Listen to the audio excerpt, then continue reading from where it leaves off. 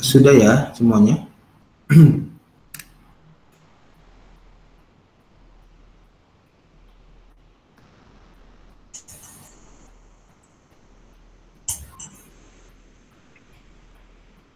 Ini untuk kehadirannya apakah perlu SS kemudian dikirim ke grup, Pak? Biasanya sih ada SS-nya ya, satu kali aja. Baik, Pak. Oke. Untuk rekap manualnya bisa dibuat oleh PJ sebenarnya. Iya, Pak. Oke, ini kita masuk ke biometrik sebenarnya ya. Sebelumnya Anda pernah bio, baik itu sidik jari atau face recognition atau retina. Di sana ada 3 ya, sidik jari, face recognition wajah maupun retina mata. Dari ketiga ini yang paling umum sih di fingerprint ya, finger. Kenapa umum? Karena dia bisa dienkrip untuk menghasilkan kode tertentu dan dia menjadi kunci sebagai keamanan data. Ya.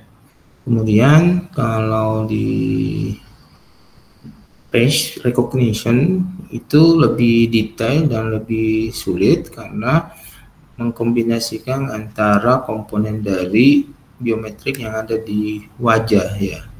Kemudian dilakukan enkripsi coding untuk bisa menemukan key ataupun sama dengan sidik jari dia mampu untuk diimplementasikan di sistem keamanan. Dan yang ketiga adalah retina.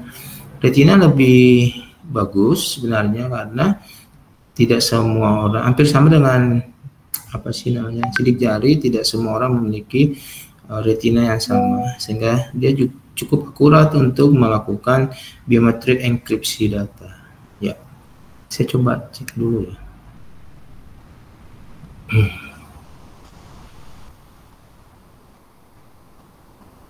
Oke, saya coba carikan dulu satu gambar ya, biometrik pinjer ya, pinjer bio.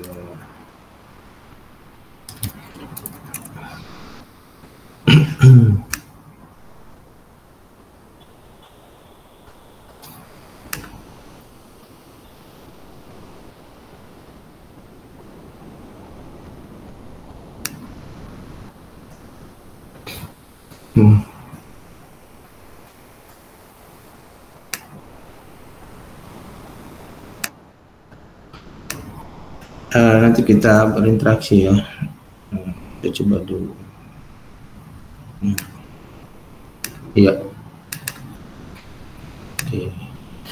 Kita lihat di sini banyak digunakan secara fleksibel sebenarnya, dan saya rasa kalian sudah pernah menggunakan juga ketika enkripsi dilakukan di suatu finger secara biometrik, maka sidik jari atau finger pattern yang ada dimiliki seseorang itu bisa dikodekan dalam bentuk biner. Dari biner ini nanti menjadi sebuah key, dan di dalamnya itu bisa dibuat algoritma untuk mengenali berbagai macam bukan berbagai macam ya, key yang diinginkan ya, dan polanya banyak banget ya di sini. Pola yang bisa dideteksi biasanya melalui proses image processing sih ya, Kalian sudah pernah belajar image processing? Kita coba lihat pemrosesan pinjol menjadi biometrik.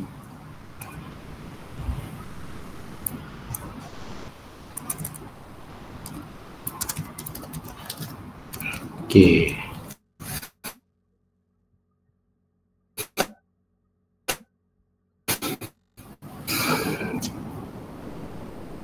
Ya, ini ya. Nah, kalau kita lihat di sini, biasanya implementasinya adalah melakukan untuk sistem absensi atau pengenalannya. Kemudian prosesnya itu ada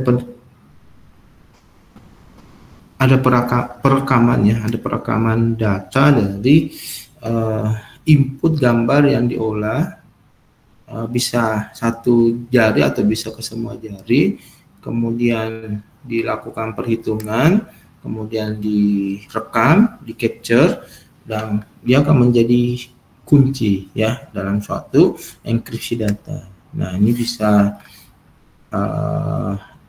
salah satu bisa digunakan untuk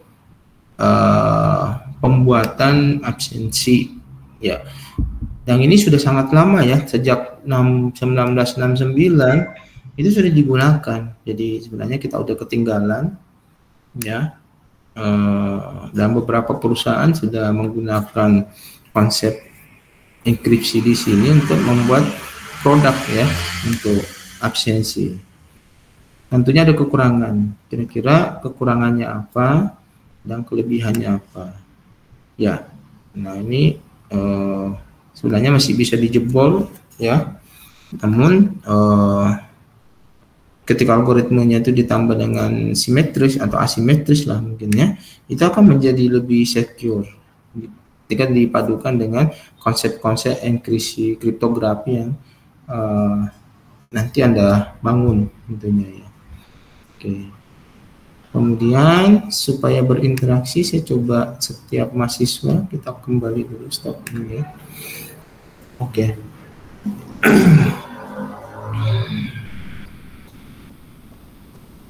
Saya ingin bertanya ke Haryogi ya. Haryogi hadir? Mohon standby semuanya. Hadir, Pak. Ya.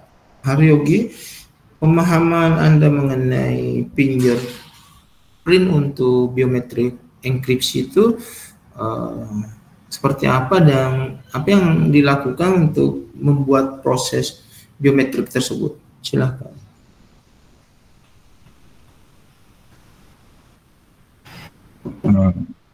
Menjawab, setahu saya biometrik untuk fingerprint prosesnya yaitu adalah pertama perekaman fingerprint, lalu setelah fingerprint kemudian direkam,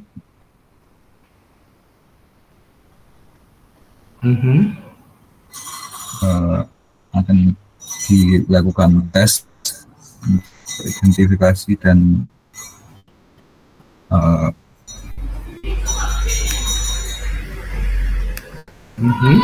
menemukan pasangan ini fingerprint yang identik dengan yang telah direkam. Oke. Bagus, lanjut.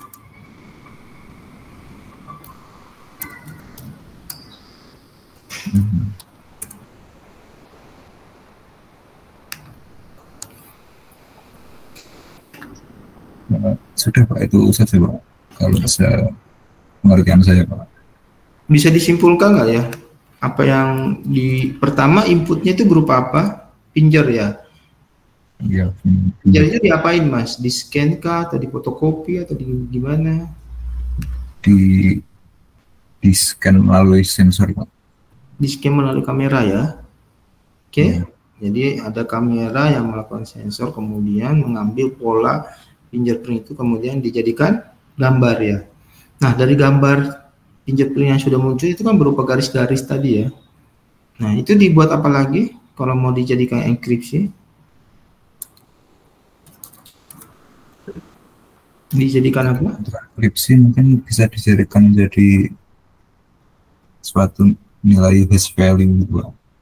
Oke, dari situ, dari gambar-gambar itu kan bisa dilakukan dulu image processing juga ya kan? Membuang yang tidak perlu atau mengambil pola, dari pola itu baru ditentukan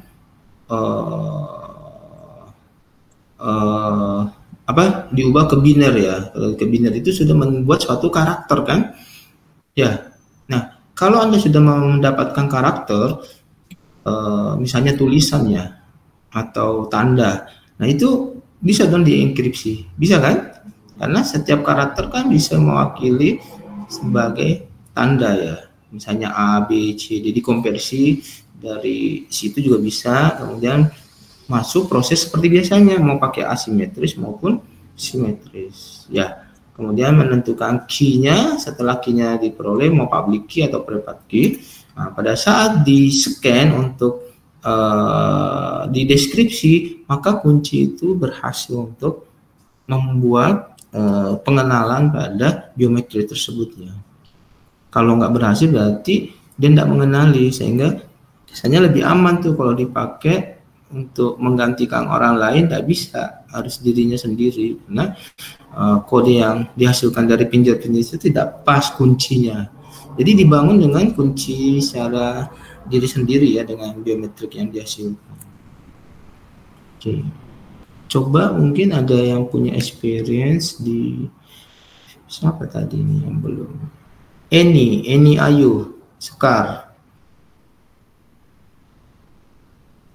Seperti apa Anda memahami biometri fingerprint sebagai sistem enkripsi data ataupun sistem keamanan data? Silakan.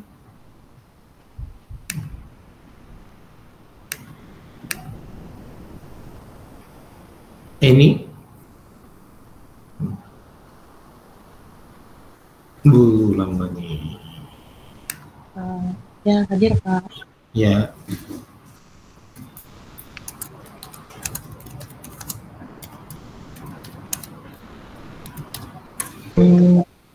Kalau menurut saya, jadi biometrik fingerprint ini digunakan sebagai kayak metode autentikasi untuk menghapus data ya. Gitu. Jadi bisa digunakan sebagai metode autentifikasi data ya, gitu ya. Pertama, terus selanjutnya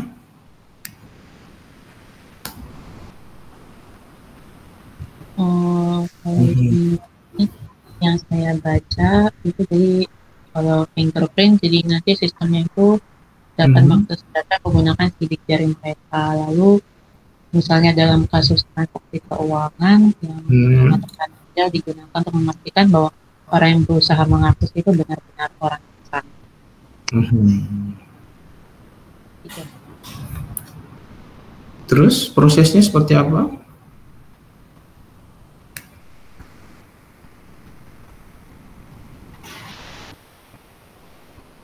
Oke.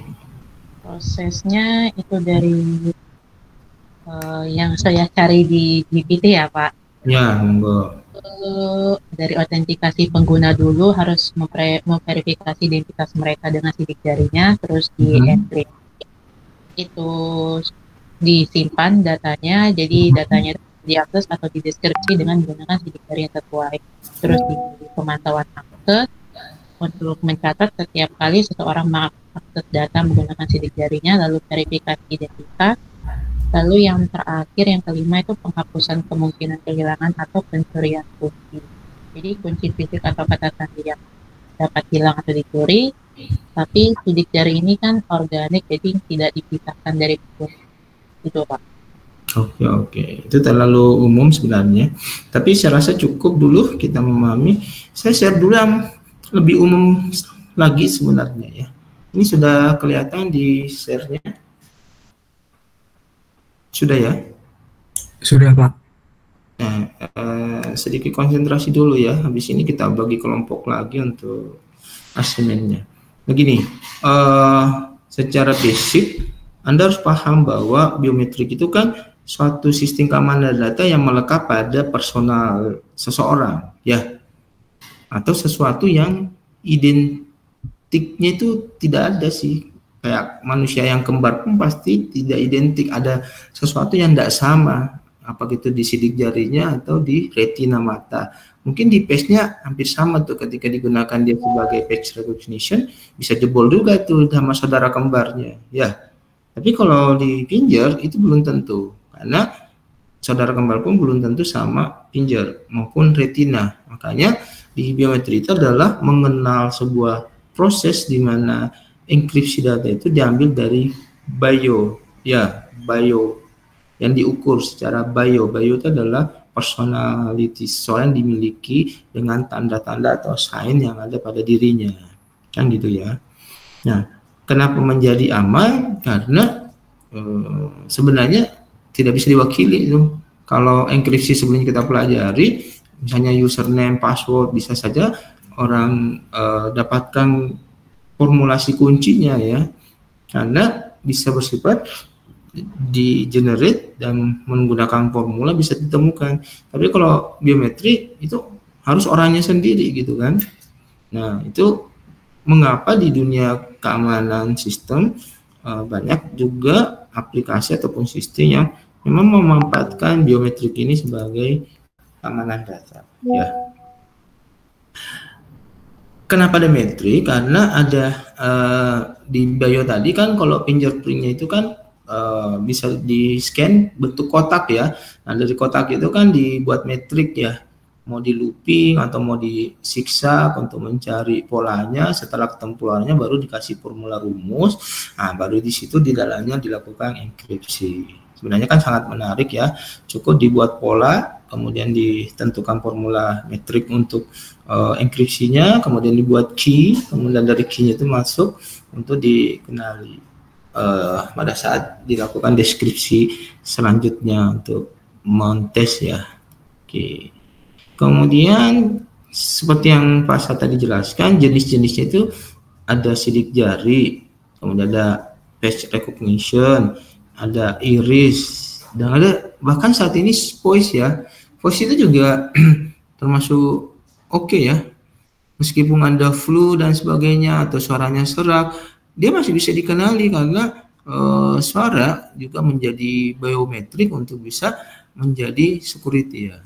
Makanya kan kita bisa membuka handphone dengan suara kita atau membuka pintu dengan suara kita, karena suara itu juga bagian daripada biometrik. Jadi ada 4 ya. Dari sidik jari, face recognition, iris, dan suara. Yang terakhir bahkan 5 ya, DNA. Ini yang sulit juga, DNA yang paling bagus ya. DNA seseorang itu bisa dijadikan sebuah security data ya. DNA ini memang kasusnya sangat tidak terlalu banyak mungkin ya orang menggunakan DNA, karena kan proses pengambilan metrik dari DNA cukup rumit juga dan cukup sulit ya. Tapi untuk mendapatkan keaslian seseorang itu kan dilihat dari biometrik DNA-nya ya. Misalnya dia kecelakaan dan sebagainya nggak bisa dikenali, nah DNA-nya bisa dikenali dengan rumus yang sama pada personal seseorang, biometrik seseorang tersebut ya. Nah, kita masuk ke cara kerja biometrik. Pertama itu adalah kita mengambil data dari bio, apakah itu sidik jari dan lainnya. Kemudian di scanning, kemudian karakteristiknya itu diambil. Caranya ya harus pakai mungkin sinar ya, supaya bisa nampak dan bisa di scan. Seperti fotokopi kan ada sinarnya untuk bisa memunculkan karakter yang di scan ya. Biasanya pakai inframerah juga dan sebagainya. Jadi itu dulu didaftarkan atau diregistrasi sebagai password lah paling tidak, tapi belum dikombinasikan dengan metrik enkripsinya ya. Dari data yang tadi inputnya itu berapa pinjer, di scan, kemudian diekstraksi menjadi sebuah data yang dataset ya, yang nantinya diproses lagi secara image processing ataupun secara formula lainnya seperti statistik dan sebagainya, menghasilkan suatu, kalau saya boleh katakan, dari gambar tangan tadi menjadi sebuah karakter atau tulisan, misalnya satu paragraf lah, oh itu adalah ekstraksi dari fingerprint saya. Kalau enggak kan nggak bisa tuh gambar di encrypt sebenarnya ya. Kemudian baru dibuat template. Template di sini adalah mempresentasikan biometrik tadi dengan ekstraknya untuk diproses ke sistem identifikasi atau pengenalan sidik jari. Itu masih main di pre-processing dari mid processing ya. Kemudian nanti menuju ke verifikasi, memverifikasi bahwa pinjer ini atau data ini adalah data yang dimiliki pada seseorang tertentu. Kemudian mulailah datanya dipindai, di scan lah untuk bisa hasil dari ekstraksi tadi untuk bisa dilakukan proses enkripsi ke satu sistem ya. Nah, hasil pemindahannya itulah menjadi enkripsi nantinya ya. Penerapannya adalah di mana mengamankan suatu device seperti laptop, handphone supaya orang nggak bisa buka dan sebagainya, Pak. Nah, pada saat proses transaksi, kepemilikan mobil dan sebagainya itu semua bisa menjadi keamanan perangkat. Kemudian akses ya, misalnya mau masuk ke ruang, kemudian mau masuk ke database itu juga bisa pakai pinjer dan sebagainya. Kemudian bisa juga di payment card ya, selain PIN bisa ditambahkan juga dengan pinjer kita, kode pinjer kita untuk dikombinasikan dengan PIN, bisa juga sebagai identitas yang ada di paspor ataupun di KTP, itu bisa berupa pinjer PIN yang diolah untuk enkripsinya. Bisa juga di medical record. Nah, paling banyak di luar negeri juga adalah medical record. Arahnya kemana untuk mengklaim asuransi dan sebagainya ya. Nanti kalau dia punya asuransi yang triliunan, terus meninggal dibunuh, diambil biometriknya, orang lain bisa dong mengambil asuransinya. Ya, makanya biometrik ini sangat penting ya di bidang kesehatan. Mungkin itu ada yang ingin ditanyakan dulu secara singkat ini di biometrik. Silahkan. Kalau enggak saya coba segmen dulu ya.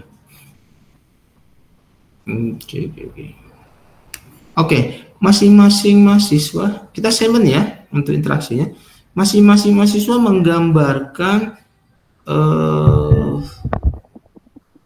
minimal 2 biometrik prosesnya ya. Silahkan Anda boleh membuat pinjer dan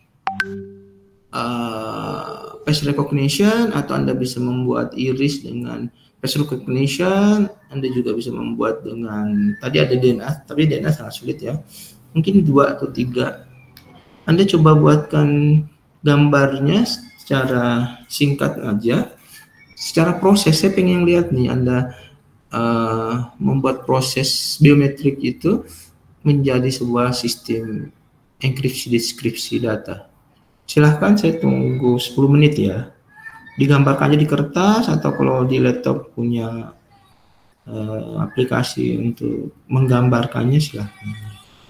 Sesuai pemahamannya aja ya, nggak usah takut ataupun salah, silahkan dibuat dulu.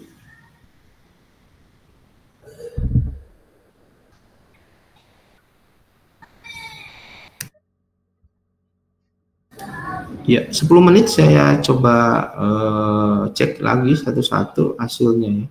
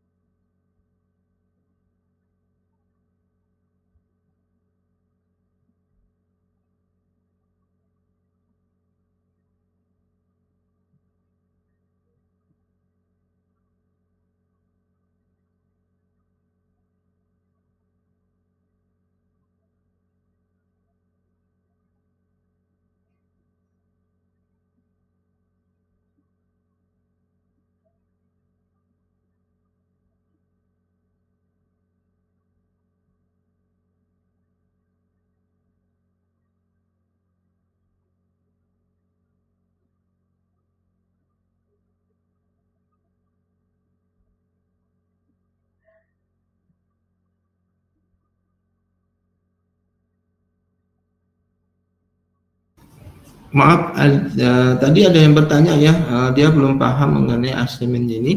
Yang pertama adalah Anda mengambil misalnya case-nya adalah fingerprint. Maka dari fingerprint itu diapakan, kemudian dilakukan apa sampai dia bisa dilakukan enkripsi. Apa yang harus dilakukan di situ, kemudian kalau mau sampai sempurna dia harus bisa dilakukan proses deskripsi. Ya, itu dulu yang digambarkan di kertas ataupun di manapun editornya. Kemudian nanti bisa kita tunjukkan ya, mungkin mewakili beberapa nanti mahasiswa untuk kita bandingkan nih understanding dari mahasiswa yang satu dengan yang lainnya. Yang paham? Ada yang belum paham? Silahkan dibuat dulu ya. Kalau mau referensi juga bisa di chat GPT sebenarnya. Tapi Anda dari chat GPT-nya tuangkan ke dalam bentuk gambar, dalam bentuk proses. Permisi Pak, kalau bisa menjelaskan pakai bahasa Inggris. Oh, Ahmed ya. This assignment you must to write some description about the fingerprint encryption. So how the process the finger can use to the security data. I mean that you must how many steps to process fingerprint as data security. You understand? Permisi Pak, I asked the PJ, he said dua minimal biometric. What's that mean? Dua minimal. Dua itu bisa pakai satunya finger, you can use a fingerprint or face recognition or iris. Iris. Oh, iris. Iris. Oh ya. Thank you. Iris. You mean the iris. Yeah, I know. Terima kasih Pak. Ya, sama-sama.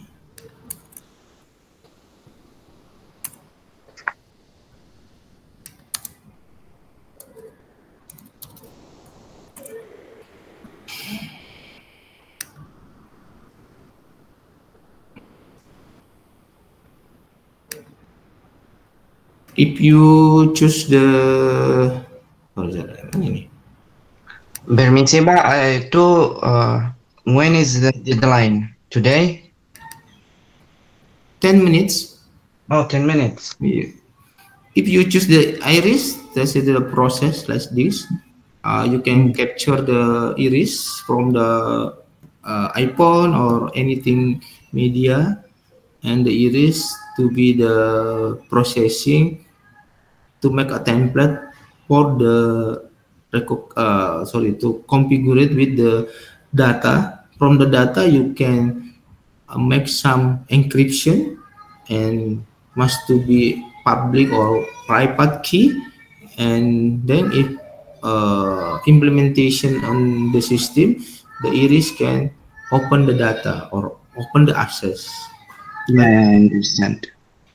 You understand? It's very easy, but I will, maybe you have opinion, because this the important is how biometric can make encryption data. This is very difficult.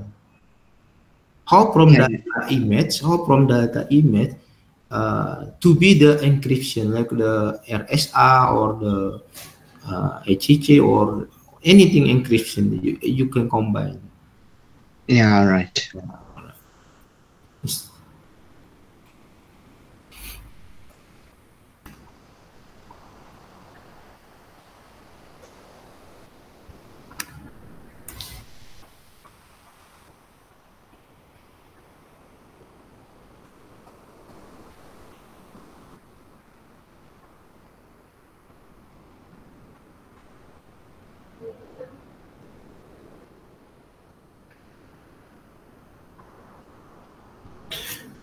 Sebenarnya saya punya pengalaman ya di biometrik ini, baik di face recognition, iris mata maupun di fingerprint ya. Mungkin 20 tahun lalu Pak Asar pernah membuat suatu model biometrik untuk medical record di hospital dan menjadi pemenang pertama di Indonesia untuk konsep biometrik tersebut dengan formulanya. Tapi udah lama banget ya, 20 tahun lalu. Ya, jadi ini sangat menarik ketika kita lakukan sebagai enkripsi data di medical data. Oke banget ya.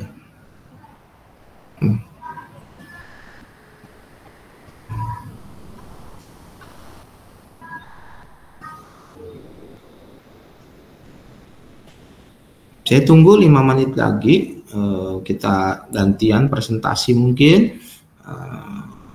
Nanti penugasannya dibuat kelompok aja ya.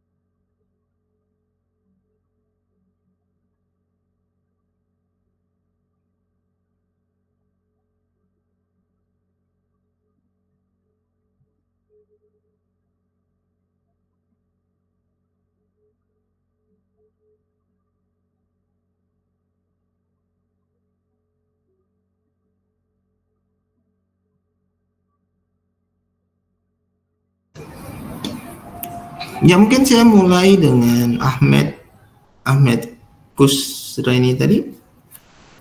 Mungkin silakan. Ya, silakan. Please. Okay. For the iris and retina scans that provides detailed and unique patterns. Bisa di screen share? Screen share untuk apa? Yang digambarkan tadi. Oh, saya tidak menggambar yang gitu, Pak. Oke, terus diapain? Ya, saya hanya cari. Oke, boleh di-share di artikelnya atau? Oh, oke. Saya share artikel.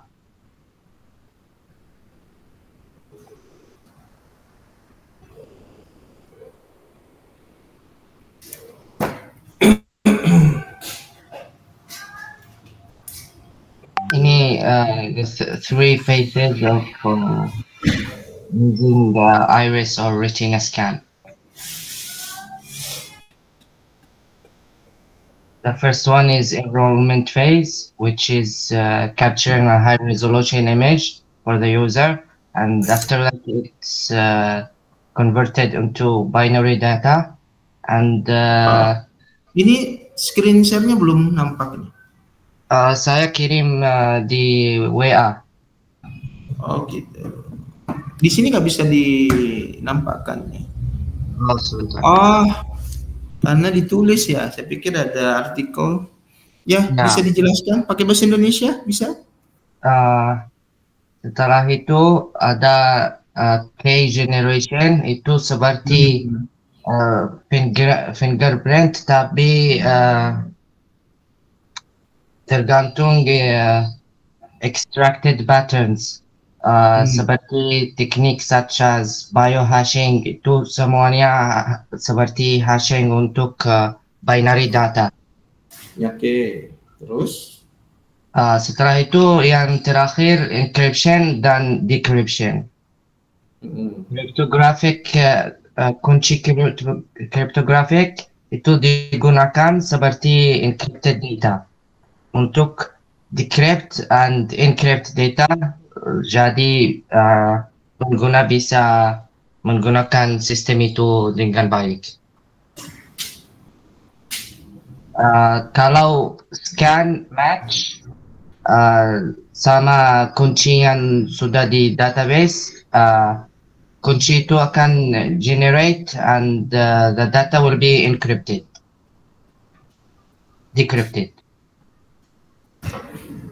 Oke. Jadi langkah-langkahnya ataupun caranya bisa dengan melakukan beberapa fase tadi, 5 ya. Ada enrollment fase enrollment ketika bagaimana data yang diambil itu didaftar, kemudian diregistrasi, kemudian ditentukan usernya atau pemiliknya, kemudian dilakukan capturing ya. Dari capturing itu diolah ke bentuk pola, ya kan? Dari pola itu nanti didetailkan lagi untuk bisa mencari mana pola yang paling unik yang dijadikan sebagai baseline untuk enkripsi. Nah, sebelum masuk enkripsi itu ada proses key generation ya,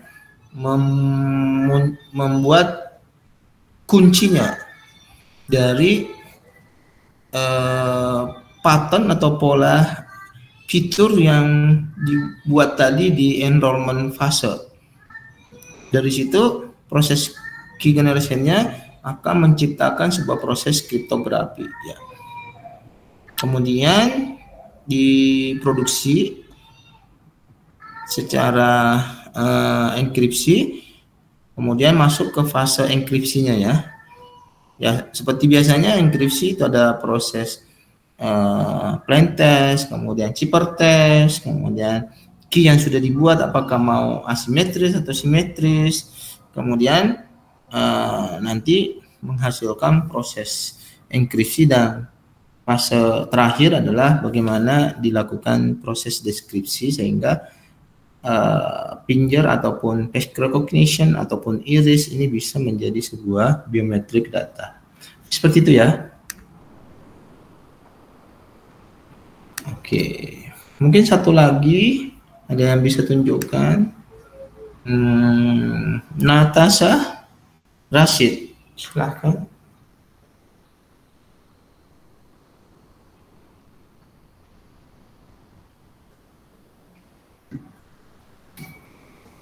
Natasha.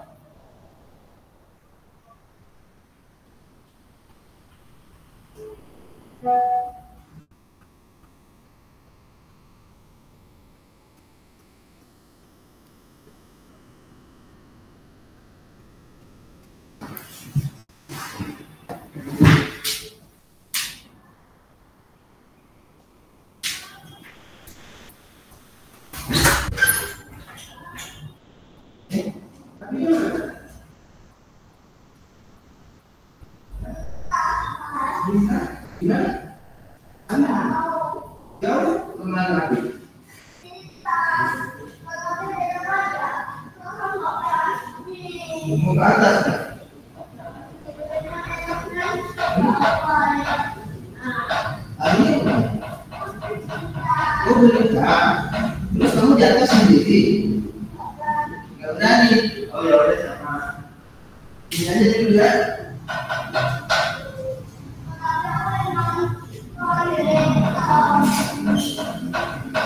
Mau minta jadwal? Mas kemana dulu? Ya, ambil jadwal di atas. Ini sama Mas ke atas ya.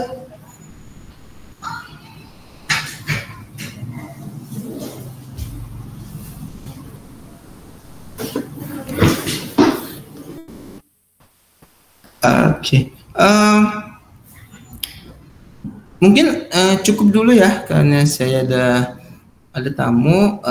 Saya rasa secara basically tadi sudah dijelaskan juga sama Ahmed bahwa ada proses yang dilakukan di biometric enkripsi secara 5 atau 4 tahapan tadi ya. Jadi itu tinggal teknikalnya bagaimana Anda memahami biometrik ini menjadi sebuah data yang bisa digunakan untuk keamanan data.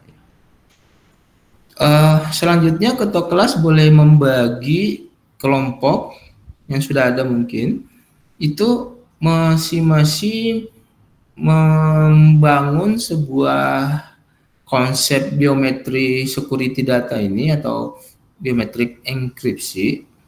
Masing-masing kelompok boleh memilih ya, ada yang pinjer, ada yang DNA, ada yang iris, ada yang face recognition, dan yang lainnya ya.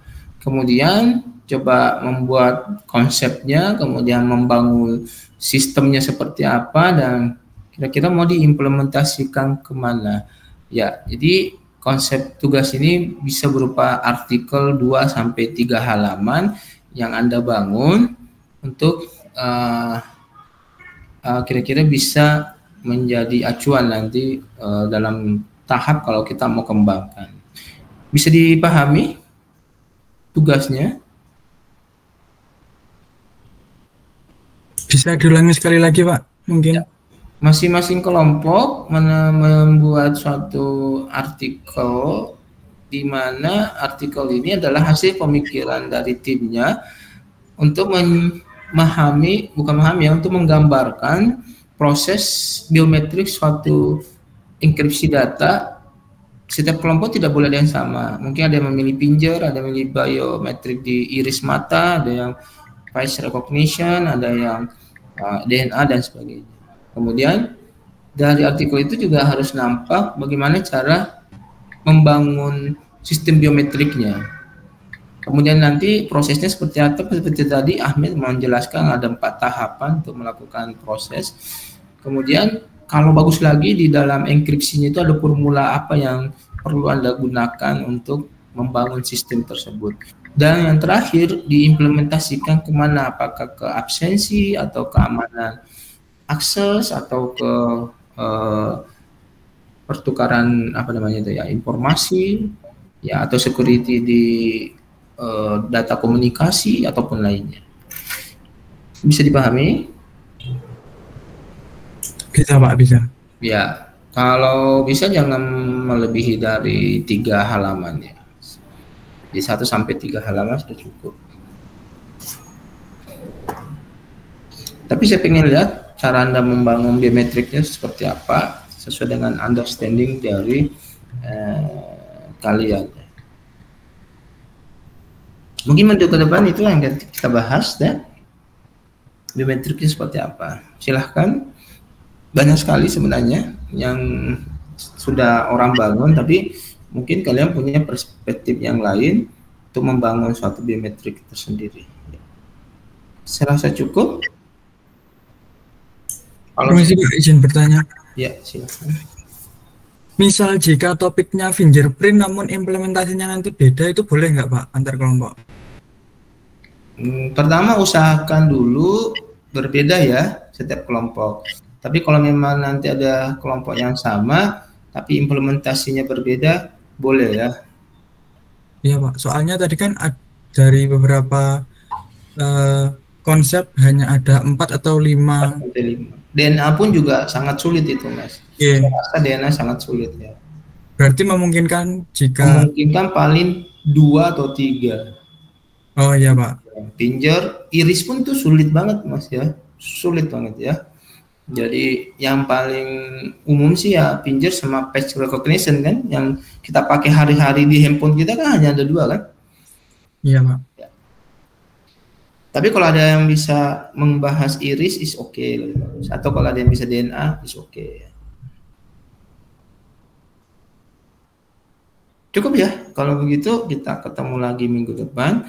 Silakan mengerjakan dulu tasnya. Kita lihat lagi, mudah-mudahan di biometrik ini understanding-nya lebih bagus. Dan kalau ada yang mau mengambil skripsi, ini jarang banget mahasiswa IT mengambil skripsi di bidang ini, hanya beberapa alumni saja yang pernah saya bimbing juga untuk mengambil skripsi seperti ini ya.